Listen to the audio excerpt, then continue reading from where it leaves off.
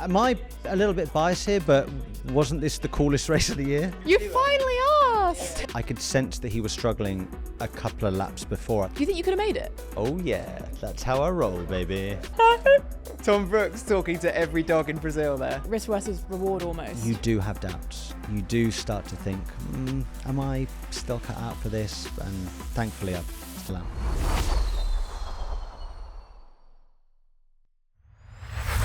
Hello and welcome back to another episode of The Added Lap. It's episode 3 and once again I'm joined by Alexa and Jon Jackson. Welcome back, guys. We're at a very, very pivotal point of the season now. We just have one weekend left, 2 races of season 10 to go, and we still don't know who is going to be crowned champion. It's an exciting place to be, isn't it? That's what Formula E is all about. There's not a runaway champion. There rarely is. Has there ever been a runaway champion? Not, well, maybe once, but it's all so close. For me, it always goes down to the last weekend. And also, if you've got tickets to London, you're not there to watch people just play out for like 4th, 5th and 6th. You're going to see a battle for the title. Absolutely. And that's what everyone wants to see. And maybe it'll come down to the last race. 4th and 6th suddenly matters. Every single point going into this weekend's going to count. And I love a bit of the drama of that. Yeah, it's super exciting. Right, let's get into the show. Let's bring in our guest because we are blessed. We're very grateful to be joined by none other than Neon McLaren driver Sam Bird. Sam, get in here. Woo! Woo! Welcome. Welcome. I'm glad I got a round of applause. Oh, guys, this is a good gift. That's limited edition. That stuff. We love to see that. Thank you very much, and thank you very much for being here. Welcome to the Added Lap. Thank you. It's a pleasure to be here. Let's get stuck in with it because as we just kind of teed up, we're at a very exciting point of the season. 1 weekend to go, And then we get to go on holiday. Yeah, is Formula E not just one big holiday? Sometimes.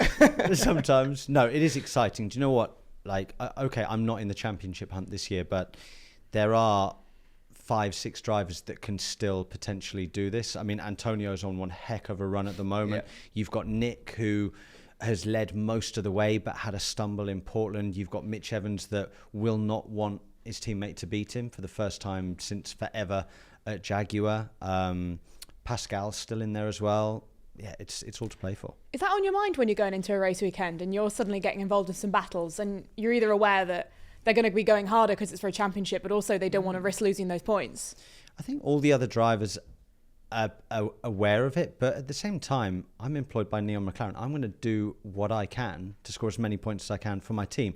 I'm not going to do anything stupid, but if I can win, I'm going to try and win. I'm going to win. Yeah. Love it. And talking of winning, you know, we cast our mind back a few months ago to Brazil. The best moment of the season for you, I'm imagining by far, getting that win. That was a mega moment. It was also the ultimate drama to get that right at the end of the race as well.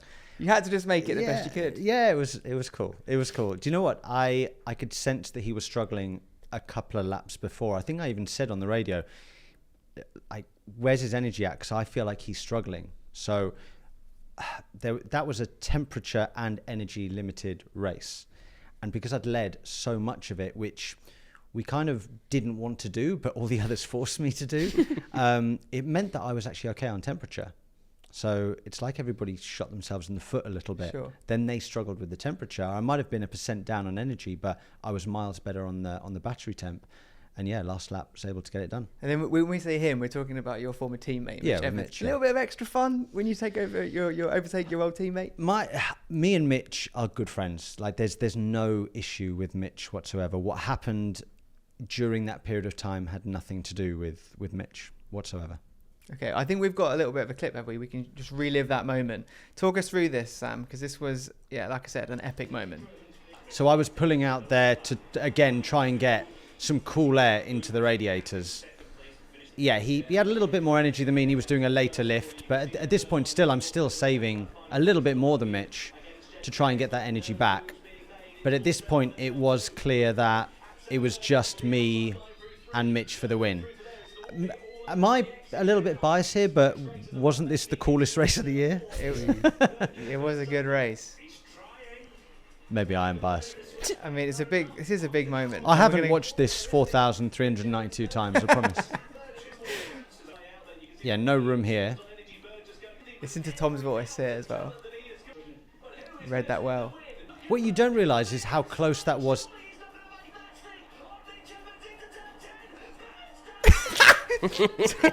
Tom Brooks talking to every dog in Brazil there. His voice goes, doesn't it? Mega. And then Ollie Rowland crossed the line in third somehow. That was nuts. What you don't realise from that shot really is I was really close to the wall on the outside because the wall pinches in. Yeah. And I was, about that far away from being in the barrier. And you can see it. You can hear it in your voice. Should have shouted a bit louder, shouldn't I? Oh, that was cool from Laney. Yeah, the team was super happy with that. It was cool. Really, really cool day. Last year, you're celebrating with you and Mitch being on the podium with Jag. Yeah. And you've got Jaguars on the floatium, as the events team call it. Yeah. This year, you've got people literally dressed as birds. I know, that was a sign. What that was is an it? absolute sign. When I saw that, I was like, it's meant to be today. Let's get it done. I mean, there's just one of quite a few, let's say, success points for Neil McLaren this season, because there's been pole positions, there's been podiums, and it's not just Formula E where it's been taking place. I mean, looking at Shanghai, when Jake got his first podium for the team, and in Formula E, you've got an IndyCar McLaren on the podium, and you've got Lando on the podium in F1 as well. It's like it seems like a massive step up for the brand. I feel like McLaren at the moment, is riding a nice little wave.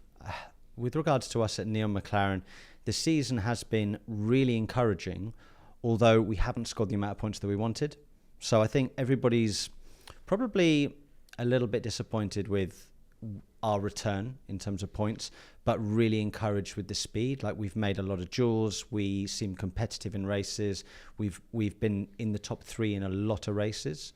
We just haven't been able to convert. Sometimes in a Formula E season, just the way that it is, that can happen. Sure. Like, we've seen quick teams just not score points at times through no fault of their own. It just sometimes happens. Yeah, it's been a kind of what if season for Neil McLaren, but we are definitely trending in the right direction. Well, there's something, just before we move on, I want to bring up, and John, we talked about this earlier, this kind of your story within Formula E in the last few seasons, because you come off the back of like a really difficult season last year into McLaren. That win in Brazil, I just want to get your sense on how that must have felt. Almost like just proving yourself again to the world. Yeah, like, do you know, it actually, I am not like Lewis Hamilton, because he's the greatest of all time, so I don't even pretend to be anywhere near as good as him, and that's fine. Like, I compete as best as I can, but he went a similar amount of time without winning that I did. You know, I had quite a few podiums in the time that I didn't win, but never won, and you do start to doubt yourself and think, well, I'm 37 or 36, 37. Am I going to win again? Like, was my last win in New York? Was that my last win that I'm going to have in Formula E? And it's such a relief, such a release when you do it again. You're like, no, I've still got it. I can still do this. I can still compete at the front. I've just showcased that. And obviously Lewis has just done that again for Mercedes. But you do have doubts. You do start to think, am I still cut out for this? And thankfully I still am. After that win, the next time you get in the car, is there a different feeling about you, a different aura, knowing that you've had that you can success? just relax a little bit more, Jono. You can just be like, well, I don't need to prove anymore. Like, I've just proven it, so I can just enjoy and relax a little bit more. You're still motivated, but that immediate pressure has gone. Where did that São Paulo win kind of rank in all of your Formula E wins? I think it's right up there. Just the manner of it, like last lap, round the outside on one of the best drivers in Formula E. That was cool. Best Formula E win. I still think the double in New York was special. Yeah. And I still think the one in Hong Kong where I had a drive-through and I still won was pretty cool. A drive-through still won by 12 seconds was pretty cool. But that first win for Neil McLaren as a team, first win for me for over two seasons, that's right up there. Let's just touch upon that a bit more, because you in your career, not just in Formula E, but your wider career, you've had your share of ups and downs, and there's a level of, I guess, preparation and understanding within the sport that you have to have, both from the physical aspect, which I know you take really seriously with your physical preparation, but also mental preparation. What can you tell us in terms of that journey and what you've learned? Just to be a little bit more mentally resilient and be a little bit mentally tougher. Like, the press are going to write what the press are going to write. I don't really read too many columns about Formula E, to be honest, because when you read something negative about you, it's no good for your mental preparation, because if you've heard it in a paper or online, it doesn't do you any good. So try and stay clear of that and just focus on what I can try and change. Work with Laney, work with the team, work on my fitness, work on trying to be the best version of Sandberg that I can be. Okay. I know obviously you're a big football fan. We talk about football all the time on the radio show. When you see Gareth Southgate and the amount of abuse that he gets for him being the most successful England manager for many, many years, you must be able to sort of relate to that. Well, I more relate it to penalty shootout. If you miss a penalty shootout, you get absolutely hammered. And it's the same if, as a driver, you make a mistake, then the press just absolutely hammer you. And it's like, I tell you what, you try getting in the car and you drive it. Like, this is difficult. These cars are so tough to drive and we're driving them on the limit. And okay, I made a split-second mistake that's then cost me a race. But come on, give us a break kind of thing. And it can be scarring. And I think all of us drivers, we do have scars because we get judged on these mistakes and they are small mistakes. They're very costly, but that's our job.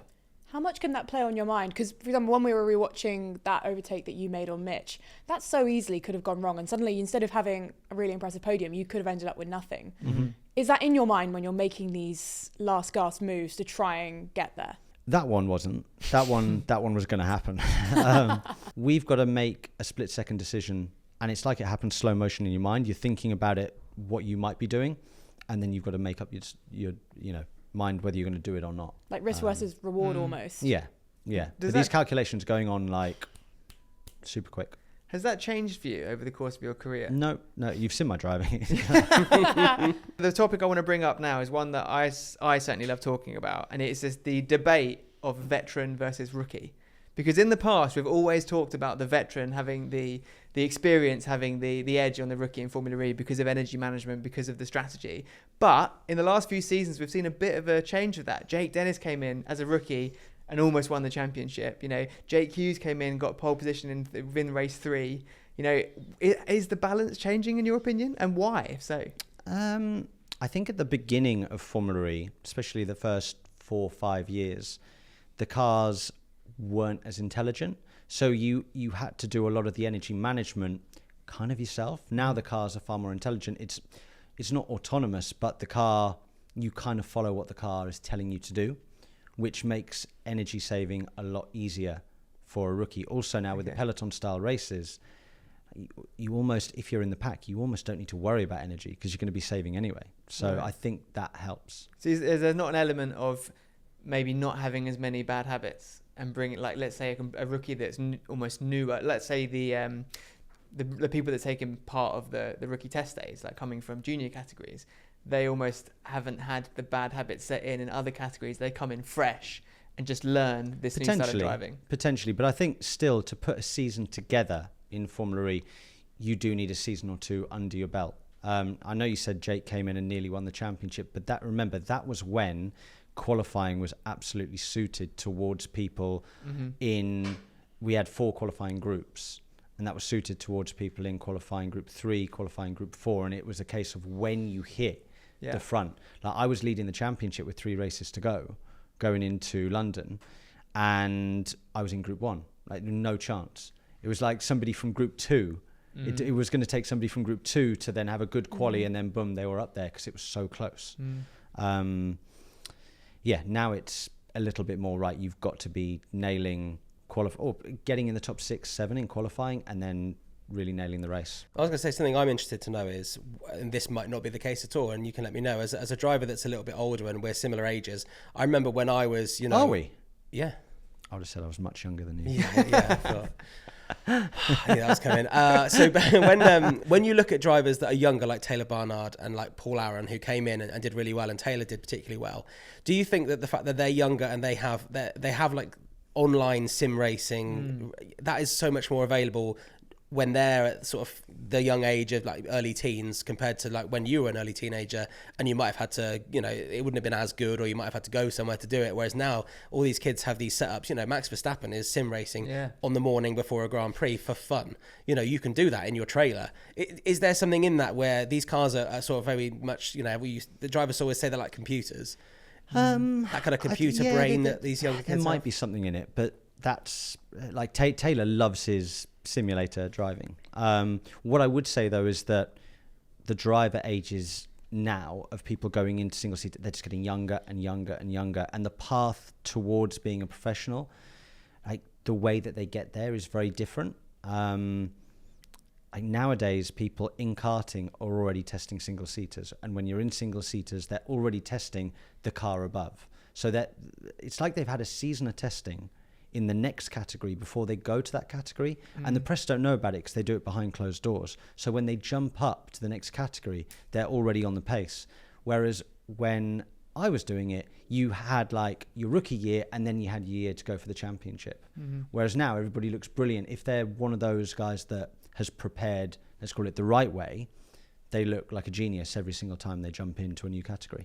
Can I get you to put team principal Sam Bird hat on? Because obviously we've been chatting a lot about silly season at the moment and driver moves. We've been saying it like there's two options, right? If you were a team principal yourself, would you want to be taking a rookie who, as you imply, has been doing the rookie test, getting that experience, getting familiar with the car? Or would you want to take a driver who's really seasoned with experience in Formula E, but maybe hasn't quite settled into this style of pack racing and is struggling with it a bit more? That's really difficult. That's really difficult because if they haven't settled into pack racing, maybe they'll never settle into pack racing. Whereas a rookie, there's a chance he might, but at the same time, there's a chance he might not. I really don't know. It's a really difficult question. Well, you need to ask Ian. You know what we did? Well, why don't we ask Sam what we asked Oliver, which was if you had to build a team out of one driver from the paddock versus one driver not from the paddock, Yeah. and who's racing another category that you think would do really well in Formula E, what would that lineup be? Right now, Yeah. So I'm team principal, Yeah, and I you're can team take lead. anybody. I take Mitch Evans Okay. as my number one. Okay. I'd take. Can I say Taylor Barnard? Of course you can. Oh, I mean, yeah, we're quite sort It's of not in in the the paddock. paddock. He's I'm Formula allowed. two driver. I'll allow Reserve it. We driver, vote. you know. There's three of us. He's done a race. I say yes. No. No. I'm going to say yes, but you need to name another one. All right, I'm going to go for Ollie Rowland's guy, Victor Arvin Lindblad. Arvin Yeah, Guess who Ollie Rowland chose for that seat? him. Correct. Arvin Yeah. Lindblad. Yeah, yeah. I'll Surprised choose him. Had a great weekend at Silverstone as well. So He had a great Ollie weekend. knows his stuff. He's picked a real talent there. Yeah. Now, I'm sure lots of people have followed your career with a close eye, but for those just Behind the sofa, haven't, like that. Not again, Sam. Not again. it would be good for you just to kind of talk us through your journey, because I know it well. We've talked about it a lot over the years in Formula E, but you've had a very interesting career where you've had moments where you almost thought it was over. Yeah. But even before that, other sports. Yeah, Football, I cricket. enjoyed all other sports. At one point, I did have to choose between whether I wanted to be a footballer or a racing driver, and stupidly chose racing. I mean, why? Why did I do that? Think of all the cash I'd have right now if I'd chosen being a footballer. Do you think you could have made it? Yeah, League Two, Forest Green. Let's go. So you have to make a call. Yeah, so I had to make a call. I chose racing, and it was difficult because Mum and Dad. I don't come from a poor background, but I definitely don't come from a rich background. So Mum and Dad had to remortgage their house at one stage to get me in like lower Formula junior single seaters. And then I found this a management company that really helped out throughout my single seater career early on. Got into GP2. I got this seat at ART. And my teammate was Jules Bianchi, and I was as quick as Jules. And in fact, I won a feature race that year, and Jules didn't. I think I finished like 2 points off him. And Mercedes gave me a break in Formula One to be their reserve driver. So I did that for like 4 years, but it wasn't really going anywhere. My management then made a pretty bad call, I would say. At the time, this management group made a pretty bad call with regards to DTM.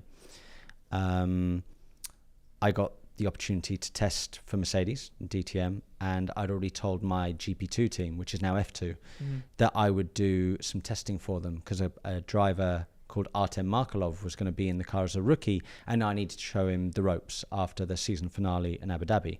And I'd committed to that months ago. So I said to Toto, no, I can't do it. I've already got a prior commitment, and Toto didn't like that. So yeah, that was basically me out the door. So then I was GP2 vice champion with 5 or 6 wins that year. Didn't have a job at Mercedes anymore. Didn't have a drive. I'm not going to do GP2 again. And it was like, well, what do I do now? I was kind of sat at home with no money, no income, And it was like, right, I'm going to go back and study and become a personal trainer. Like, the dream's over, I'm done. I've got that close. Like, GP2 vice champion, tested Formula 1 machinery, was quick and didn't get a chance. You know, all these ifs and buts, but I was so close. And then, yeah, electricity got cut off, couldn't pay my council tax. Yeah, it was fairly soul destroying. But then Formula E came along and Virgin Racing came along and said, look, do you want to come in for a meeting? I was like, yeah, I'll come in for a meeting. Like, awesome. And they'd signed Jaime Alguersuari and they wanted a second driver, and I was the second driver. I was on a lot less money than Jaime because he was the big name star. But yeah, that started my Formula E career. I'm still here. I mean, the rest is history from there. It is amazing, isn't it, how many people who have been successful say they were this close to giving up. And that is the difference, isn't it? Yeah. It's but even Lewis on the podium at Silverstone said, you know, there are days where you think, like, am I going to continue with this? Like, do I want to put myself through this? But you do, because you love it and you're a competitor and you're a sportsman. So was I really going to be a personal trainer? No, I was always going to find a seat somewhere, but it was the Formula E seat that I found. It's good that you finally achieved your dream of being a personal trainer on the recently released Personal Training with Sam Bird. Oh. That's not the official title, but that's what I would call. That's what I call it, because to me, it's not like. Where were you? Attack mode. You turned up. You turned up. Yeah, you turned up late. You didn't even do it. Have any of you? Have any of you three done the workout yet? No. Why? Do I look like I've done it? Yet, but I will do it. I know it's called attack mode with Formula E. It's nasty. That's honestly, the cardio bit, I felt like being sick. No, I'm sorry. You had some like proper people who like they go gym in that class, and they were in a state at the end of that class, and I went, yeah, you guys, I'm good. One topic that I think you can lend a lot of knowledge to, which is the relationship with your engineer. It's so key. Because you have a beautiful, beautiful one with Lainey. And before we talk about it, I want to just show you a clip, because you have obviously a lot of varied conversation with Lainey as your engineer over the years. You know, nothing is ever the same. Let's have a look. Nice and cool, nice and calm. So keep it smooth, mate. Nice and smooth, mate. I think we said we would do this. So thank you to our loyal listeners for tuning into Sam Bird FM. Absolutely. And just a reminder, as most things in life, just keep your eyes forward. So you've had the benefit of having Lainey across multiple teams with you. How important is that relationship? He's awesome. He's mega. He's a nice guy. He's a good friend, firstly. And I think that's really important, because I think on a race weekend, especially in Formula E, because it's so intense for one day, like a single event, like practice, qualifying, race, all in a day. I don't need somebody to make decisions over a long period of time. I need somebody that I can trust to make a split-second decision. I also need him to be my best mate, analyze my brain through the day, be there to put an arm around me when I need it, to tell me off when I need it. Someone I believe in. Yeah, he's mega. He ticks all of those boxes. And how important is that from an engineer, like in terms of unlocking performance with you as a driver? Yeah, if you don't believe in your engineer, you're never going to perform. I've had engineers in the past where they speak to you and you're like, I'm not getting the vibe that I want from you. And that's when it becomes so difficult. If you don't have full trust in your engineer, it can be really damaging to your season. Okay. Before we get competitive with the quiz, we need to talk about these bets, because this has become a bit of a theme. You are a problem. And I thought I got away with it. No, you're in lots of trouble today. You haven't been to the gym. You haven't got. I've been to the gym. I just haven't done the Sam Bird workout. Listening to Sam Bird FM, wearing my Sam Bird merchandise, which probably exists. So, for people that don't know, please tell them what you did before Brazil. I was sat with CEO Jeff Dodds, who gets mentioned on this show every single time, and we were talking about all things golf, fitness, tattoos. Turns out Jeff's got a lot of tattoos. He's a man who looks very important. He's kind of all work or all play. He takes the suit off, tattoos all over him. You'd never know. You'd never see him. He said he's got loads of tattoos. So we were looking at his tattoo pictures, and he went, "Oh, I tell you what, we should get a tattoo while we're here." And I said, "I'll tell you what, I'll get a tattoo if I'll pick someone. Sam Bird wins the race." Why I decided to do to make a prediction. This is in Brazil. Yeah, in Brazil.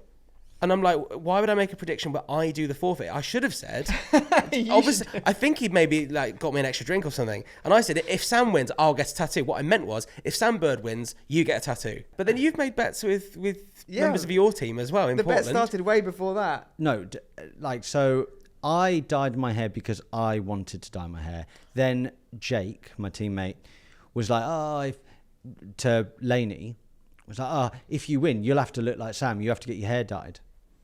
So Lenny was like, yeah, sure. And then it happened, and then it became this thing, as you've seen over the course of the year. He's still growing his out. Yeah, mine's all gone. His is still like some really dark, gingery yellow now. But now also Jake as well. If Jake wins, he has to dye his hair. He won't. No, Jake won't. You won't get Jake doing it, I don't think. We did get him to shake on it in Diriyah. Yeah, we need Really? We do have it on camera. And if you get a 1-2, would you do it? 1-2, I'll say yes, but nothing All right. more. I'll just for the fun of the bet, I'll say yes. I like that bet. That's a good deal. Cool. Pleasure. I would happily re-dye mine again if we were to get a 1-2. You can get all of you matching. Moving swiftly on, let's get good competitive joke. because, as you'll see from here, there are scores on the board for our guests so far, Jake So many Dennis and scores. Oliver Rowland. It's a pretty low benchmark for the number of questions that you have able to be answered in 2 minutes. Is this about like Formula E history? It's about you. It's about you and the me? team. Your Specifically specialist about you and the subject. team. Oh, I don't know anything about myself. Okay. So, Jonas, have you got the horn? I've got the horn. Let's get 2 minutes on the clock. Okay.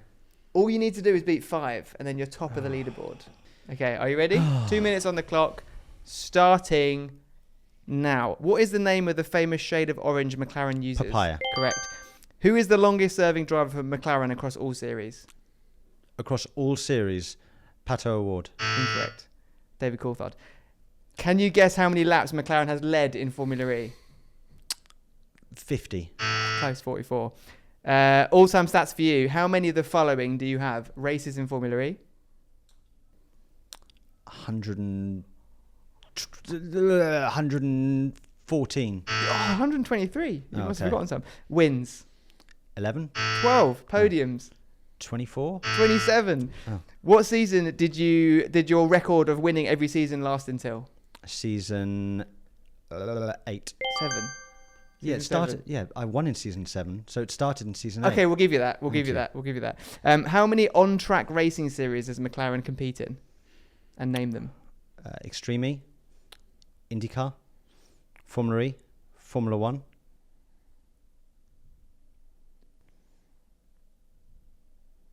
That's it. There's one more. Is there? Yeah. Extreme E, Formula E, You've got to get all of them IndyCar, to get the point. Formula 1. Pass. F1 Academy. Name all current Not really. 'cause McLaren drivers. It's run by like ART, so it's not really. But it's McLaren colours. Oh God. It's. I won't even say the name because the next question is name all of the drivers for those categories. Bianca, Yep. Pato, Alexander Rossi, me, Jake, Lando, Oscar, Christina, and Ekstrom. Yeah, we'll give you that. How many laps have McLaren raced in Formula E? Pass. Okay. How fast was Jake Hughes' Guinness World Record setting the indoor speed? 288 kilometers an Oh, hour. it's 218. I thought you were going to get it right. Name all of your teammates in 10 seconds in Formula E. Jaime, Jev, Lynn. I've got like 3. You actually How many have just we got? 3. 3. Just 3. Yeah, but your questions were impossible. I'm just going to look at back. Name Papaya, all the yes. drivers The DC in question was McLaren hard. history. Quite a long question. That's the isn't one it? you got right. No, but like, how many laps have McLaren ever led? Like, did you ask Jake Dennis We asked how many? It's very similar questions. to be Really? fair. You can see why the And that's score's why the so scores low are so now. low. For your teammates, you got Alguersuari. Well, can I Jev- finish? Right, hang Go on. Right, Jaime, Jev, Fabio Lima. Bet you didn't have that one. I actually don't have that one. Was that a one-off? Yeah, one off. Bonus 5 Fabio points, I Lima, think. Alex Lynn, Yeah. Jose Maria Lopez, Uh-huh. Robin, Uh-huh. Mitch, Yeah. and Jake. That's it, yeah. So you would have got that 4. right. Oh, It's come on. Within the time. Oh, Consensus, should we give him the point? for that I question? think we should give him the point. Which doesn't make a difference because you're still last. yeah, but it sounds better. doesn't it? Yeah. Right, let's go. You're getting 4 points. There we go. Put a star by it for judge's decision. And a star there that anyone else we can explain. I don't think anybody's going to ask. I think it's You're going all to be racing just drivers. fine. Someone will The definitely comments. ask. Yeah, whoever's next. I think the next might even be whoever wins the championship. Okay. I'm sure they'll ask because they'll want to win this championship as well. Okay. Of course. And now we have the next fun part of the show, which is spinning the wheel to find out what your challenge is going to be for the Spin last the weekend wheel. in London. Right. Okay. I will hold it for you. Okay. Oh. Right. So let's just remind ourselves of what's on here, because so far we have Oliver Rowland, who's still yet to do his. He wasn't in Portland, so he has to do some press-ups on camera at some point in the back of a shot. Everybody wants to see that. Everyone wants to see that. Jake Dennis did his. He did his prank against Norman Nato. So the other options you've got are photo bombing. You've got a magic word, which is a word that we'll give you and you have to say in interviews, as many interviews as possible. There's sticker, which will give you a sticker and you've got to put it on as many things as possible. And the others we have all seen. Diva mode, which I think is one I would really like to see you do, which is just basically being a diva all weekend. Yeah, but no, we need to give something that Sam's not comfortable doing. Being a diva, I'm uncomfortable. That's what I mean. being It a needs to be diva. something you're not comfortable doing. It needs to be something that's out of the ordinary, right? Okay, do you want to spin it?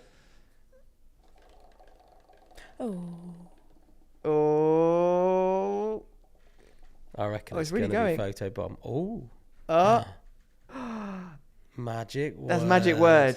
Magic word. I like magic word. I do We like haven't magic had it word. yet. I do like magic All right, word. So so in interviews, I've got to say a As word. many times as possible. Broadcast, digital, Okay, broadcast, what's wherever the it word? is. You have to get Peacock into as many on-camera interviews in London as possible. Bonus points if you say, I am the peacock. You know I am what? the peacock. I'm And do gonna that. I'm just gonna take a position of power here and say I'm even gonna give you an extra point on Yeah. here if you do it more than 5 times. Yeah. And I will Okay. allow peacock as a verb. Like, if you see someone else peacocking, that is also permitted. Yes. I'll We give won't you- see that until Sunday night in the nightclub, probably. Hey, we'll do a Monday interview if required to get that one in. If you anybody- get I you am know. the peacock into an interview that isn't with me, I'll give you an extra bonus point. It won't count towards the main thing. It'll just be like a little, in brackets, John's bonus Yes. point. Okay. Okay. But All you are- seriousness, You down know the what, camera. I might say it I am the peacock. on the radio on board. Like that'd be quite cool. Extra points for To that. change some of our strategy Peacock words to mode. peacock. Sam go peacock 11. Then it's easy. Copy that, Laney, peacock 11. That's good. Then I'll do it 5 times, easy through the race. Easy, yeah. Oh, I'm so excited for this one. Okay, This is a great. great We've one. got Oliver Rowland's press ups and this to look forward to Press up in peacock London, time. as well as a lot of other stuff. And let's just talk about that because we are at this final weekend of the season. And while you're here, I want to know what's the perfect end of the season look like. I think getting another podium. I think we've had a trying year where we've again showed a lot of potential and a lot of pace. We've only brought home a few trophies, so it'd be nice to bring home another 1 or 2. Home win would be outstanding. Both of us are obviously British. We race for a British team, so that would be incredible. Thinking about the season so far, I know we've got a double header left to go, but I would really love to know who your driver of the season is. My driver of the season, there's an argument for Nick Cassidy, Ollie Rowland, Antonio. Okay. I'd go for those 3. However, who do I want to win the championship? And I think my answer would be slightly different than those 3. I think I would probably go for Mitch Okay. because he's come so close so Yeah. many times. He deserves a championship, genuinely. Like all of them do, but Antonio's won it once. Jake's won it once. Nick has just joined Jaguar. I think Mitch has been there for so long and has been the driver of note at that team for so long. Yeah, we'll see what happens. Which driver has surprised you the most? In a good way or in a bad way? Well, if I said to you at the start of the A couple season, of surprised me in a I'd love to hear bad the way. if I said to you at the start of the season, oh yeah, halfway through, Oliver Rowland's going to have 6 podiums. Yeah, he's done. Okay, fine. Driver that surprised me. He's perfectly capable of that. Yeah, I feel like where potentially the Nissan powertrain was last year, how we've progressed this year has been amazing. And what he's been able to achieve was superb. In that middle phase of the championship, he was really, really strong. Okay, so to round out all those answers, just give me your championship predictions for drivers and teams. Championship predictions are... I'm going to say Cassidy to win it, Evans to come second, Costa to come third. So if you're saying that order, then I'm assuming that teams is Jag. Yes, well, yeah. If they're Yeah. first and second, then it would be That would do difficult. it. It would be difficult to beat them. Yeah. Okay, guys, your predictions? I do have a funny feeling there'll be an upset going into this weekend. There's It's always a Formula E. story, right? There's Yeah, always a story something in happens Formula in E. London, and you look at it and you go, what on earth was that? If you'd written it, you would have said it was too on the nose. I think come Sunday, 4th and 5th will be in the fight. So Ollie and Da Costa will be in that fight for the championship, and it'll be a much more even playing field. And That's the my other rogue person that we prediction. haven't really discussed is Pascal. Yeah. Pascal's right there. Like, if Pascal goes and wins on Saturday, then it's Pascal versus Nick kind of thing. And then even Mitch isn't in the discussion. So it is finally poised. I can't wait to see what happens over the weekend. Hopefully they're stuck behind 2 papaya-coloured cars, which would be great. I know. I mean, the Da Costa hype train is huge as well right now. Like, form His confidence doesn't must be lie. high. But yeah, qualifying's not always his best friend. All of the races that he's won, this is not me playing down what Antonio's been able to achieve. When Antonio goes on a run, he goes on a run. Like, I raced against him in 2012. That shows our age in racing. And he was on a run. Like, everything he was jumping in, he was winning. Like, he was racing GP3. He came in and jumped into World Series, what I was racing. And I was fighting for the championship with Jules Bianchi and Robin Freintz. And it was us 3 for the title. He's come in and he's just won, like, bum, bum, bum, bum, bum. Finished 4th in the championship. He missed the first 6 races or something. Wow. Like, because he just went on this mad winning streak of everything he did. And he's kind of doing that again now, considering at the start of the year, he was not fancied by people to do very well because he wasn't getting the results. He wasn't quick. But the pack racing thing, he seems to have taken to that really, really well. So all of the races that he's won have been pack races where he's judged it perfectly. London isn't a pack race. So it'd be interesting to see if he continues the winning streak on a race that isn't a pack race. Anyway, thank you very much, Sam, for joining us. Thanks for the pleasure. insight, the stories, the predictions. That's been another episode of The Added Lap. Get your predictions below. We want to know exactly what you think ahead of this season finale of Season 10. Who's going to win? And don't forget, Sam, I am the peacock.